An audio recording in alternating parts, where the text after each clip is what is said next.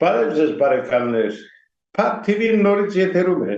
և ես ուզում եմ մեծ հաճույքով ողջունել մեր բոլոր ունկնդիրներին։ Գիտեք, միշտ էլ հաճելի է, երբ դու հաղորդումը վարում ես երևանյան տաղավարում, բայց ինչ արած, կյանքը այնպիսին է, որ ստեղծվում են իրավիճակներ, երբ ստիպված ենք միայն հեռավար տարբերակով զրուցել մեր ունկնդիրների հետ։ Այսօր էլ այդպիսի իրավիճակ է, Մոսկվայում շարունակում են բուժումները, շուտով վիրահատություն է լինելու, բայց Փակ TV-ն ոչ մի օր չի կանգնում, որովհետև մենք գիտենք, որ մեզ սպասողների թիվը շատ մեծ է, եւ դուք էլ չմոռանաք նորից բաժանորդագրվել մեր հեռուստաալիքին։ Մենք հանդիպելու ենք մի անձնավորության հետ, ով իսկապես բացառիկ այսպես անձանցից մեկն է։ 40 տարի առաջ նրա նախաձեռնությամբ ստեղծվեց եւ ինչպես ասում է իր ոդիսականը սկսեց Կիլիկիա նավը, Կիլիկիա Արագաստանավը։ Այսօր մեր հյուրը Կիլիկիա Արագաստանավի հրամանատարն է նավապետ Կարեն Բալայանը։ Բարև ձեզ, պարոն Բալայան։ Բարև ձեզ։ Ուրախ եմ, որ մեր տաղավարում եք, ուրախ եմ, որ մենք ձեզ հետ այսօր էլ պիտի զրուցենք եւ քանի որ մենք հեռավար տարբերակով ենք մեր զրույցը անցկացնելու, ուստի առանց ժամանակ կորցնելու ուզում եմ անցնել առաջին հարցին, որից հետո արդեն ձեզ կտամ նաեւ բոլոր այն հարցերը, ինչը նախատեսել եմ այսօրվա հանդիպման համար։ Ինչ ծրագիր եք այդ ժամանակ իրականացնում, մի փոքր պատմեք այն ամենի մասին, թե ինչպես այդ ամենը տեղի ունեցավ։ Խնդրեմ։ Նախ շնորհակալություն եմ ուզում հայտնել ձեր հրավերի համար, որովհետև բավականին վաղուց ու չեմ ուզում ասել, որ մոռացել են, բայց բոլոր դեպքերում նվազել են այդ կոնտակտները, որ մենք առաջ ունեինք, ասենք, մեր ընկերների հետ եւ ոչ նույնիսկ անծանոթ մարդկանց, ովքեր որ հետևում էին մեր նավարկությանը եւ այլն։ Տեսեք, մենք ընկերներիս հետ միասին մենք հետաքրված էինք Արագաստանավերի պատմությունով եւ գիտակցում ենք, որ ժամանակին մենք ասելով հայերս Հայաստանը ուներ ծով, խոսքը գնում է Կիլիկիո Հայաստանի մասին, իրանք ունեին հզոր նավատորմ եւ բավականին երկար դիմադրեցին մեր թշնամիներին։ Տեսեք, ոնց որ թե առաջի հայացքից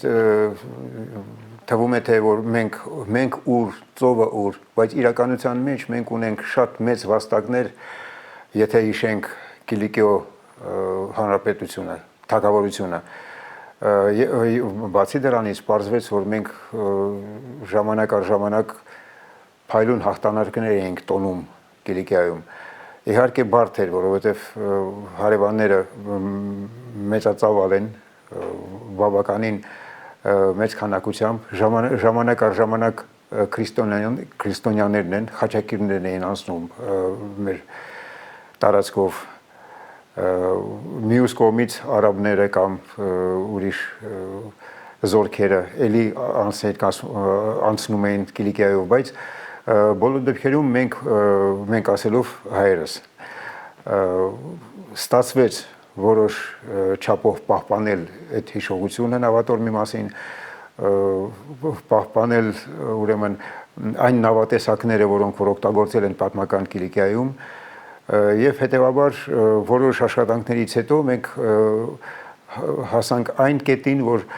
ընտրեցինք ի վերջո, որ նավը պետք է կառուցենք, ինչի համար կառուցենք, որպեսզի մենք փորձարկենք այդ նավերը, գուցե տեսնենք ու պատմենք ձեզ, թե ոնց են նավարկում այդ նավերով, որովհետև դա շատ հետաքրքիր էր ու մարդկանց համար, ովքեր որ պարապում են Արագաստանի սպորտով, միշտ հետաքրքիր է ճանաչել նոր նավ եւ երբ որ պատմում ես, թե ոնց էին նավարկում եւ ինչ հնարքներ էինք գտնում այս կամ այն սիտուացիայում, երբ որ փոթորիկ էր ջարդում ղեկաթիերը կամ Արագաստն էինք կորցնում ժամանակին փոթորիկի պատճառով, ասեմ, որ ի վերջո ամեն ինչ նորմալ անցավ եւ մենք կարող ենք հպարտանալ, որ մենք մեր նախնիները ունեին պետություն, որը որ ի վիճակի էր պահպանել իրենց անկախությունը եւ հետեւաբար Կիլիկիո Հայաստանը բացի, ասենք,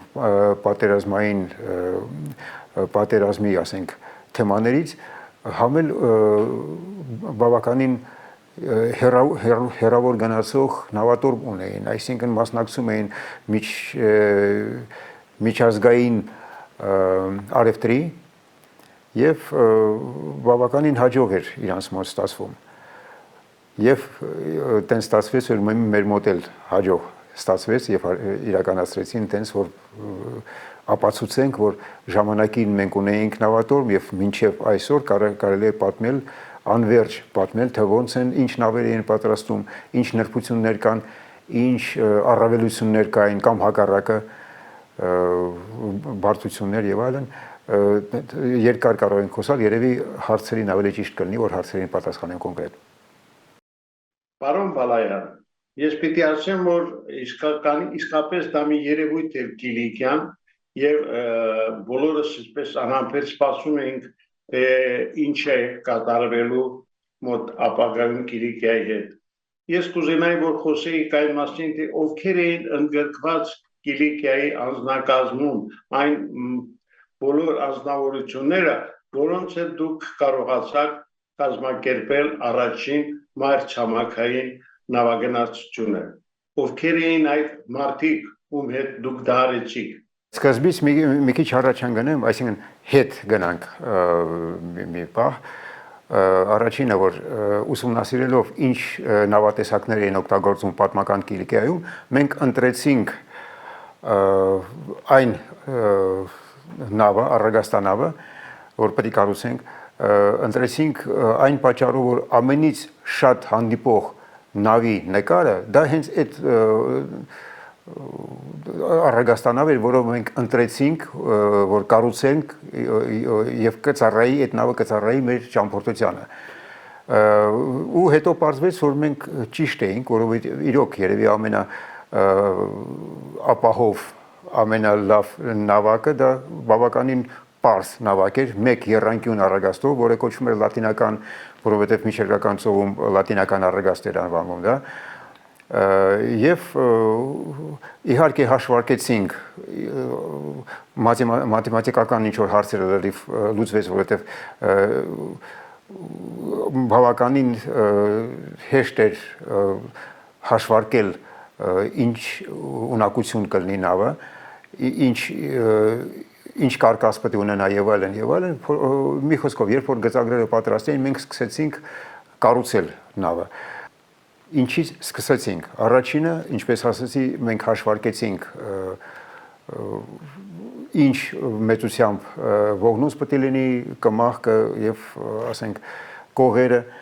երբ որ գծագիրը պատրաստ էր արդեն, մեզ հաջորդ քայլը դա պետք է փայտեր բերել դրսից, որովհետև Հայաստանում տենց հզոր ծառեր դժվար թե գտնենք, ուրեմն Կովկասից բերեցինք կաղնու գերաններ հսկայական, Լիբանանում կառուցվող նավերը կառուցվում էին մայրի ծառից, բայց Հայաստանում չկա ու դժվար թե դրսից բերեինք, փաստորեն կմախքը լրիվ պատրաստեցինք կաղնուց։ Եվ երբ որ արդեն կմախքը պատրաստ էր, բերեցինք սոճու փայտերը եւ կերտվածք սարքեցինք, այսինքն կորպուսը պատրաստ էր արդեն։ Հետո խցուցում արեցինք պարանով, խեժը քսեցինք եւ արդեն նավը անջրաթափանցիկ էր դարձել։ Հաջորդ քայլը եղել է այն, որ մենք տեղափոխեցինք նավը Սևանալիճ եւ սկսեցինք փորձարկել նավը։ Մեծ հաջողությամբ նավը ջրարկվեց Սևանալճում մայիսի 25-ին 2002 թիվ։ Եվ փորձարկեցինք, այսինքն մենք փորձարկում էինք նավը, նավը փորձարկում էր մեզ։ Սևանում էլ ոչ պակաս փոթորիկներ կային, դա շնորհակալություն ասենք Սևանալճին, որ տենց մեզ մատուցեց, տենց փայլուն փայլուն իրավիճակը, երբ որ մենք կարողացանք գնահատել եւ փոթորիկի ժամանակ նավարկելու ձևը այդ Կիլիկիայում։ Փաստորեն 2 տարի մենք փորձարկեցինք նավը Սևանա լճում եւ 2004-ին լրիվ պատրաստ էինք դուրս գնալու։ Նախորդ ուրեմն մենք կառուցեցինք հարթակ, այսինքն տրեյլեր, որի վրա մենք բարձել ենք նավը եւ տեղափոխվեց այդ նավը տեղափոխեցինք Սևծով, Փոթի նավահանգիստ Վրաստանում։ Այնտեղ էլ մենք շատ ընկերներ ունեինք եւ նոր ընկերներ ձեռք բերեցինք, բոլորը ուզում էին օգնեին, որ շատ ճիշտ էր ու մենք շատ ուրախ էինք, որ մարդիկ ովքեր որ առաջի անգամ էին տեսնում, ամիջապես սկսում էին մեզ օգնել։ Դա շատ կարևոր է։ Եվ երբ որ արդեն լրիվ պատրաստ էր ջրի վրա էր, մենք սկսեցինք մեր ճամփորդությունը։ Դուրս եկանք Փոթիից ունենալով հաջորդ նավահանգիստ Սոչի։ 5 ժամից հետո մեր դուրս գալուց 5 ժամից հետո փոթորիկ սկսվեց, որը որ անընդհատ ուժեղանում էր։ Հասավ այն պահին, երբ որ քամին որ համընթաց էր, բարձրացնում էր մեծ ալիքներ ու սկզբից ուրեմն խելը, այսինքն նավի ետին մասը բարձրանում ալիքի վրա, ալիքը մեծ էր ու նավը բավականին երկար ժամանակ ուներ, որ սկսում էր արագություն հավաքել իջնելով, գլորվելով ալիքից ներքև։ Երբ որ ալիքները այդքան մեծ են, դեռ ոչինչ, բայց երբ որ ալիքները կարելի ստացվում էր արդեն համատեղել նավի երկարության հետ, մենք հասկացանք, որ վաղ թե ուշ մենք այդ թեյակները կկորցնենք։ Տենց էլ եղավ։ Առաջի թեյակը ջարդեց, աջ թևի թեյակը, երբ որ նավը խելով բարձրացավ, սկսեց արագություն հավաքել, ուղղակի այդ ղեկը, իր գերանը, միջուկը չդիմացավ այդ ուժին, ջարդեց, քիչ անց երկրորդ թեյակը ջարդեցինք։ Երբ որ հասկացանք, որ ինչ-որ բան պետք է ձեռնարկել, Սամվելը, որը որ նավապետի խորհրդատու է, ու իմ մոտիկ ընկերս էր, միասին անցնում էինք, նավարկում էինք Բաթումում։ Ուրեմն ինքը հիշեց առաջինը, գորած դույլեր, բոլորը հասկացան ինչն է, վարկյանապես տախտակամածում հայտնվեցին 2 դույլ, որից բռնակներից կապած պարանները պահում էին, որ ալիքը չտանի մեր դույլը։ Տեսեք ինչ ա կատարվում, եթե ալիքը գար ոչ թե կենտրոնական բանով, ոչ թե հենց խելից, որը որ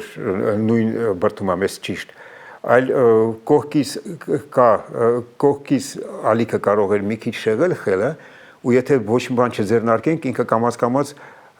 կպտտացներ նավը ու ի վերջո կարող շուռ տալ։ Հետևաբար մենք շատ ուշադիր հետևում էինք, երբ որ նավը օրինակ սկսում էր դեպի ձախ թեքվել, աջ կողմից այդ դուլը գցում էինք ջրի մեջ պարանով կապված ու փաստորեն այդ դուլը արգելապակում էր, այսինքն դադարեցնում էր աջ թեքվելը ու նավը նորից քթով դեպի Սոչի էր նայում։ Ուրեմն քիչ անց 2 դուլներ բռնակները ջարդվեցին տարան։ Եվս մի հատ հիշեցինք, որ մի հատ էլ դույլ ունեինք, ամիջապես բարձրացրեցինք տախտակամած, էլ դույլ չկա, ինչ անենք։ Ասեցինք կոկի մոտ մի հատ աման կա, որի մեջ ճաշ ա երկում, բերեք, շտապ բերեք։ Ուրեմն մի դույլը ու մի ճաշամանը աշխատում էին, բավականին լավ աշխատեցին։ Ամբողջ գիշերը փաստորեն ոչ ոք չէր քնում իհարկե, ոչ թե որովհետև վախենում էին, այլ ամեն մեկը գիտակցում էր, որ իր ներկայությունը պետք է հիմա ուստեղ տախտակամածի վրա, որովհետև այդ պահին նախ քնել չէր ստացվում, երկրորդը ճիշտ է, որ եթե դու լինում ես այդ բուն, ասենք, փոթորիկի ժամանակ տախտակամածի վրա ու դու քո աչքի առաջ է այդ ամեն ինչը կատարվում։ Լուսաբացին հասկացանք, որ նորմալ նավարկում ենք, բայց թիակները պետք է նորոգել, որովհետև դեռ 2 օր գնալու ունենք։ Հիմա փոթորիկը շարունակվում էր եւ հենց գերանները ուզում ենք արձակենք, որ նորոգենք, գերանները սկսում են գլորվել էս կոմենկոմ, բավականին վնաս կարար ունենալ, բայց լավ անցավ, ոչ մի բան։ Ուրեմն երկու հոգի պարկել են, 2-3 հոգի պարկել են այդ գերանի վրա, որ չգլորվի, 2 հոգի թաց պարաններով, ինչի թաց, որովհետև եթե երբ որ թացով պինդ կապում ես, ինքը չորանում, սեղմում են այդ ամեն ինչը, շատ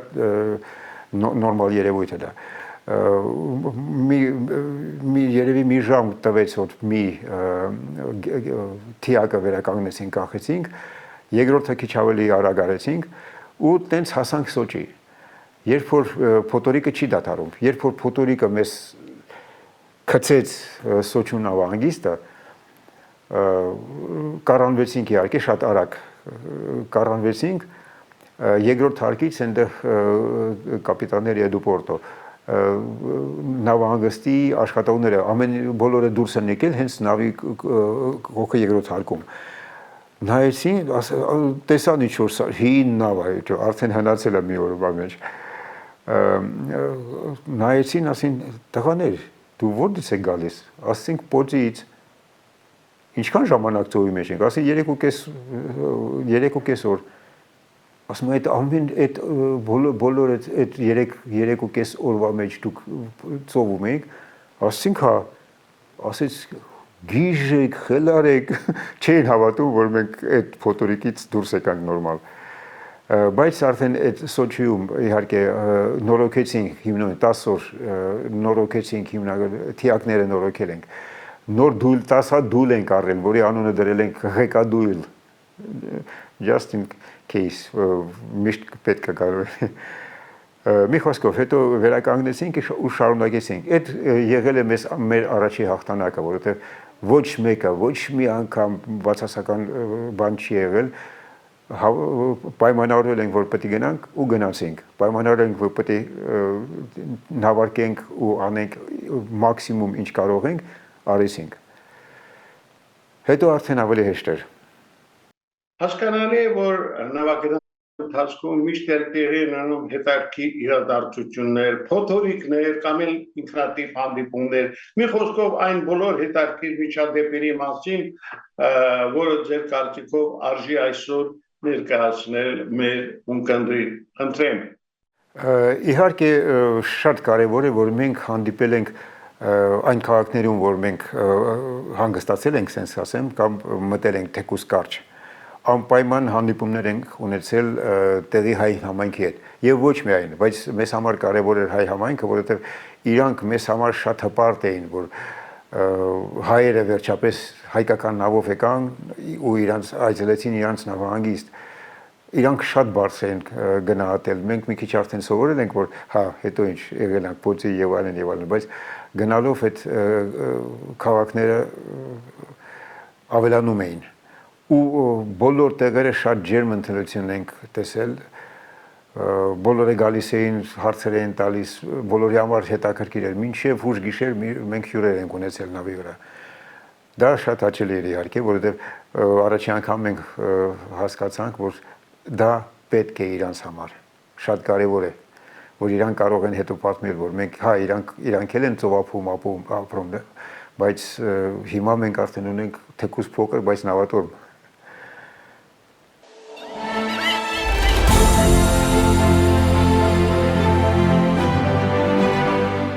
Իհարկե, նավագնացության ընթացքում ամենակարևորը եւ հետաքրքիրը տեղի հայկական համայնքների հետ հանդիպումներ, ինչպես էին դրանք անցնում եւ ընդհանրապես հայ համայնքը ինչպես էր դիմավորում Կիլիկիայի անձնակազմը։ Շատ ջերմ պետք է ասել, առաջինը, որ իրանք հպարտ էին զգում, որ մենք նույն ազգի ենք, ուղղակի ծովից եկան, իրանք էլ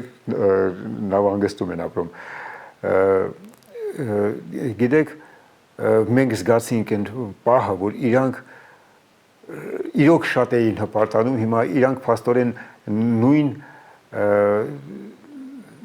նույն կարգի մարդիկ են դարձել, ոչ թե ինչ որ հայեր, որ չգիտեն ծովը ինչա, չէ, մենք ծովահայեր ենք ու ունենք նավատորմ ու աշխատում ենք ամեն ինչ, որ այդ նավատորմը պահպանվի։ Ու մենք հենց շատ բաներ ունենք ասելու մարդկանց։ ի վերջո որտեղ ավարտվեց Կիլիկիայի այս առաջին նավագնացությունը, որ երկրում եւ այնտեղ ինչպես անցավ այդ միջոցառումը։ Խնդրեմ ավելի այսպես հանգամանորեն հիշատակեք, թե ինչպես դա տեղի ունեցավ։ Դե իհարկե մենք նախորոք մեր մարշրուտը հաշվարկեցինք եւ հստակ գիտեինք, որ նավահանգիստներ պետք է մտնեինք։ Իհարկե չի հաշված, եթե ինչ-որ էքստրեմալ սիտուացիա, ինչ-որ բան է պետք առնել, գնել, ինչ-որ ջարդված բան ունեինք եւ այլն, դա այդ երկրորդական է։ Իսկական մեծ քաղաքները, որտեղ որ հայկական համայնքներ կան, մենք բոլորը այցելեցինք։ Ինչպես ասեցի, բոլոր տեղերը մենք շատ ջերմ ընդունություն տեսանք եւ տեսեք, մենք ուսումնասիրել ենք, որ մեր նախնիները, երբ որ նավարկում էին, իրանք նավարկում էին մենակ ցանկացած ամիս բացի ձմեռվանից, որովհետեւ ձմեռային փոթորիկները ուժեղ են միջաժական ծովում։ Նույնիսկ փոքր ծովերում բավականին ուժեղ ալիքներ կան եւ փոթորիկներ։ Մենք որ մոտենում էինք Վենետիկում մենք պետք է ձմեռը չէին նավարկում միջերժական ծովում, հետեւաբար մենք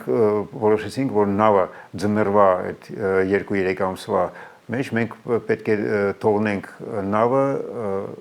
Վենետիկում։ Այն բանով, որ գարնանը պետք է անպայման գանք, նորոգենք, տեսնենք ինչա պետք ավելացնել կամ մաքրել կամ բան, ու հետո նոր շարունակել ճամփորդությունը։ Դե ես մի քանի անգամ մինչև այդ իհարկե Վենետիկում եղել եմ եւ Սուրբ Ղազարում եւ այլն, ինքը ծանոթ էր ինձ, երբ որ մենք Դուբրովնիկից հետո ուրեմն մտանք Լագունա Վենետիկյան, փոթորիկը շատ ուժեղ փոթորիկ էր, էլի ամպրոպ եւ այլն, ու վերջի պահին մենք տեսանք երկու փարոս, որը որ սահմանափակում են մուտքը կամ ելքը նույնը Լագունա Վենետիկյան, մենք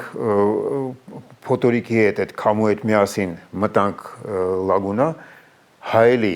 մեջը ոչ մի ալիք չկա, բայց քամի կա իհարկե, թեքվեցինք ձախ անցանք ծովային թանգարանի կողքով ու եւ թեքվեցինք դեպի Սուրբ Ղազար կղզի, մոտեցանք մոտավորապես ժամը 4-ն էր գիշերվա, ասեցի տղերք, երևի վանականները հանգստանում են, մի քիչ կամաց չարթնացնենք, թող քնեն, մեր պատճառով չարթնանան։ Մեկ էլ գիշերը չեմ տեսելով էր, բայց ձայնից հասկացա, որ աբահայր էր հայրեղիա, երբ որ ասեցի, որ կարող է քնած են իրանք, ինքը ձեն տվեց, ոչ ոք չի քնած, մենք ձեզ սպասում էինք, եկեք, թեյը դրած է, մի խոսքով ու շարունակեցինք, պատմեցինք եւ այլն, բավականին երկար նստեցինք, խոսացինք, շատ հաճելի մարդիկ են բոլորը, կրթված, այնց հաճելի է շփվել իրանց հետ, պատմել, իրանք էլ պատասխան բաներ են պատմում, շատ հետաքրքիր ինֆորմացիա են տալիս, շատ բան սովորեցինք իրանցից։ Այո, տարիները անցնում են 40 տարի առաջ, ինչպես ասում են, սկսվեց Կիլիկիայի ոդիսականը եւ մենք տեսանք, թե իսկապես ինչ հրաշալի նավ եք դուք կառուցել։ Իսկ այսօր որտեղ է գտնվում Կիլիկիա նավը, նա կանգնած է արդեն մշտական, այսպես իր կանգառում, թե ինչ-որ նոր ծրագրեր կան։ Ծրագրեր կան իհարկե, նավը տևյալ պահին կանգնած է Սևանա լճում, Արտանիր գյուղի մոտակայքում։ Ինչի այնտեղ, որովհետև հիմա ժամանակավոր չի, հուսով եմ, որ այդ բազան երկար կմնա Առագաստանավային բազա որպես հիմա նավը կանգնած է այնտեղ ափին, որովհետև եթե մենք դառը փորձ ունենք, երբ որ մենք իջացնում ենք քաղցրահամ ջրի մեջ ու թողնում ենք որոշ ժամանակ, այնտեղ սկսում են տարբեր սունկ ավելացավ ներսից, էլի, ուտելու չէ, ուղղակի սունկ, խոնավության մեջ եւ այլն, դա լավ չի փայտի համար, ասեմ ինչ ենք նախատեսել, նավը պետք է լինի ծածկի տակ, առաջինը, որ քանի տարի ուսումնասիրում եմ, թե ոնց են ապահովում նավի առողջությունը, սենց ասենք, եւ ինչա պետք դրա համար եւ այլն, բավականին գիտելիքներ ունենք այդ բանի մասին։ Հետեւաբար մենք պետք է նավը դնենք 4 տեղ, թափանցիկ ծածկով, որ դրսից հեռվից երևա, որ դա Առագաստանավ է։ Առագաստը, որ կարողանանք բացենք այնտեղ, ապակին ապահով կթողնի մեր արագաստը, որովհետև ներսը քամի չկա, բայց տեսնել կարող ես։ Եվ իհարկե դա պետք է լինի ոչ Սևանում, որովհետև տեսեք, եթե մենք թանգարան ենք ուզում սարքել, թանգարանը պետք է ունենա ստաֆ, այսինքն աշխատողներ, մասնագետներ, պատմաբաններ, որոնք պետք է գան աշխատանքի։ Եթե մենք չապահովենք իրանց աշխատանքով, շատ արագ այդ կմարի այդ էնտուզիազմը ու մենք կկորցնենք նավը։ Պետք է անպայման մենք մտածենք հիմա, դե արդեն սկսել ենք մտածել հիմա, թե ոնց ենք պահպանելու նավը ապագա սերունդների համար, որ իրանք զգան ու ասեն, հա, այս մեր նավն է։ Այդ նավով մենք պատտվեցինք Եվրոպայի շուրջ, եղանք 65 նավահանգիստ 25 երկրում, որտեղ բոլոր տեսակի լավ բաներ ենք հանդիպել, մարդիկ մեզ հանդիպել են, մարդիկ ուզեցել են նայել, անընդհատ հարցեր են տալիս, դա հաճելի է։ Ու նամանավանդ, որ ամենահետաքրքիր զրուցակիցներն են հենց նավաշինարարները, որոնք որ Եվրոպայում շատ են, նամանավանդ, ասենք, Նորվեգիայում, Դանիայում, Շվեդիայում եւ այլն,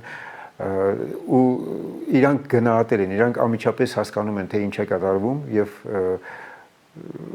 տենց զարմանում են, որ զրոյից իրանք չգիտեն, որ մենք համարյա չենք սովորել, ինքնուս ենք։ Իրանց համար շատ հետաքրքիր է, որ կարելի է կառուցել նորմալ նավ առանց, ասենք, մի քանի տարվա, ասենք, կուրսերի։ Հատուկ ուզում եմ նշել հյուսիսային ազգերին, այսինքն Եվրոպայի հյուսիսային, ասենք, ժողովուրդներին, ովքեր որ ապրում են, ասենք, Նորվեգիա, Դանիա, Շվեդիա եւ այլն, ուրեմն մեր ճամփորդությունից հետո նորվեգացիները մեր վրա դուրս են եկել ու ասեցին, որ իրանք մոտավորապես նույն ձևի ակումբ ունեն եւ ուզում են կառուցել Արագաստանավ, բայց վիկինգների։ Եվ հրավիրում էին մասնակցելու։ Անցավ, ասեցի, ոնց եք պատկերացնում, ես Երևանում եմ եւ այլն, ասես մենք կգանք։ 2 օրից իրոք եկել են մի քանի հոգով, ծանոթացանք, ինչեւ ես սպասում էի արտակարգ անձնավորություններ, դե սենց մարդիկ են, որ նավեր են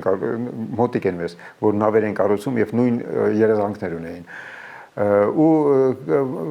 շարունակվեց մեր ծանոթությունը սեպտեմբեր ամսում։ Այդ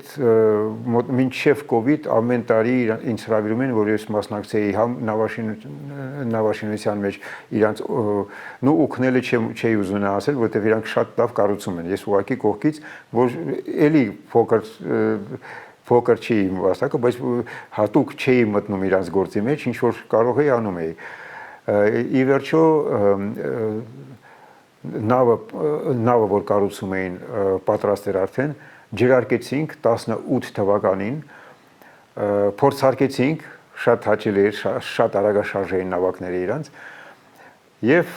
ափսոս դրանով վերջացավ, որովհետեւ կովիդը խանգարեց, կովիդը որ եղավ, ոչ մի ճամփորդություն չստացվեց։ Հետո իրանք ավելի փոքր ճամփորդություն արեցին նախատեսվածից, բայց դուրս եկավ, որ իրանք չանձնվեցին, իրանք շարունակում են մինչև հիմա այդ ամեն ինչը անել։ Եվ իհարկե մեր վերջին հարցը, ինչ հետաքրքիր ծրագրեր, նոր նպատակներ, անելիքներ ունեք դուք եւ Կիլիկիայի հետ կապված ինչ հետաքրքիր, այսպես ասած, նախաձեռնություններ են լինելու մոտ ապագայում։ Ուրեմն Կիլիկիան պետք է անպայման ունենա իր թանգարանը թափանցիկ ծածկով, որ իրոք մարդիկ կարողանան հեռվից տեսնել, հետո ով կուզե կմտնի ներս, լուրջ թանգարանը լինելու, որի նմուշները մենք վաղուց ենք հավաքել արդեն։ Իհարկե Կիլիկիո մասին ինչի մենք տենց սևեռվեցին Կիլիկիայի վրա, որովհետև դա ռեալ պետական նավատորմ է եղել ու դա պետք է լուսաբանվի, նորմալ ձևով լուսաբանվի, ոչ նպատակական ինչ-որ մեկը նավա գտել, գնացել է կռիվ արել, չէ, նավեր կային Վենետիկում, Հայաստանում, հայկական Կիլիկիայում, ուրեմն այդ նավերի միջոցով մերոնք կապեր էին հաստատում, առաջի հերթը իհարկե Վենետիկն է, Վենետիկ, Ջենովա, Արևելք Լիբանան, Սիրիա ընդհանրապես դուրսնել էին գալիս,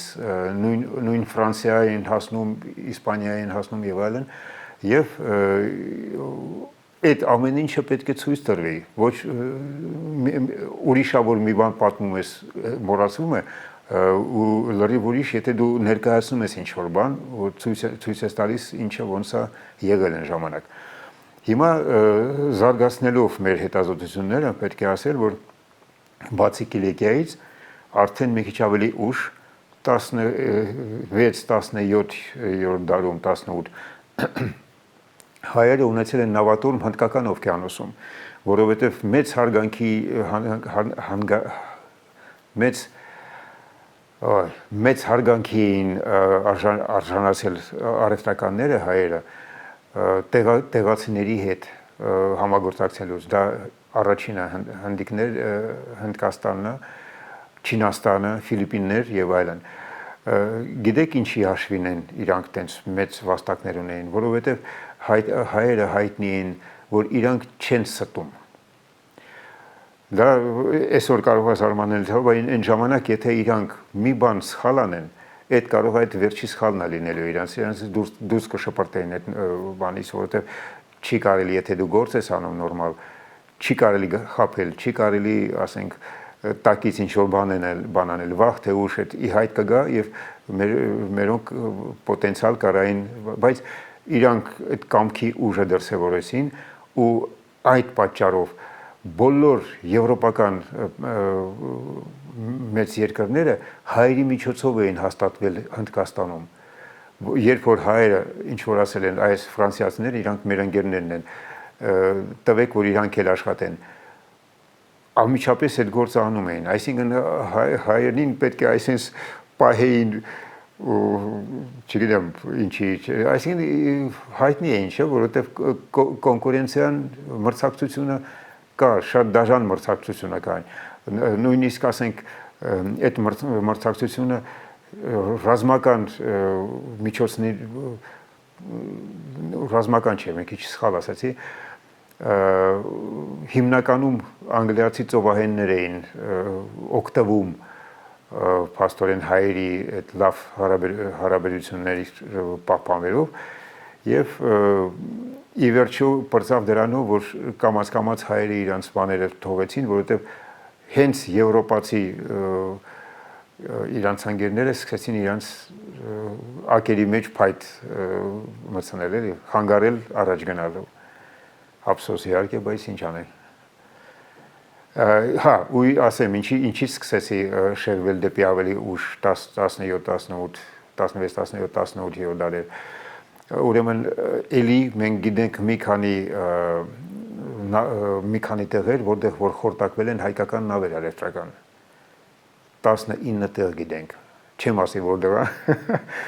բայց դա չի նշանակում, որ գնացինք գտանք, որովհետև դա բավականին մեծ գործ է, մարդիկ տարիներ են սպառնում, որ գտնեն որևէ բան, բայց մենք սենց առաջարկ ենք պատրաստում, եթե նավաբեկությունը, ասենք, տեղի ունեցել Հնդկաստանի ափերի մոտ, ապա մենք կհրավիրենք հնդիկ մասնագետներ, պատմաբաններ եւ այլն, որովհետեւ իրանք առաջինը որ իրանք երևի ես ենթադրում եմ որ իրանք սիրով կմիանան, երկրորդը որը շատ կարեւոր է, ուզում ենք ցույց տանք որ այդ ամեն ինչը պետք է թափանցիկ անցնի, ոչ մենք իրավունք չունենք ինչ որ բան թաքցնելու կամ պահելու լավ էս մեկը մեզ վերցնի, չէ, անպայման պետք է թափանցիկ լինի։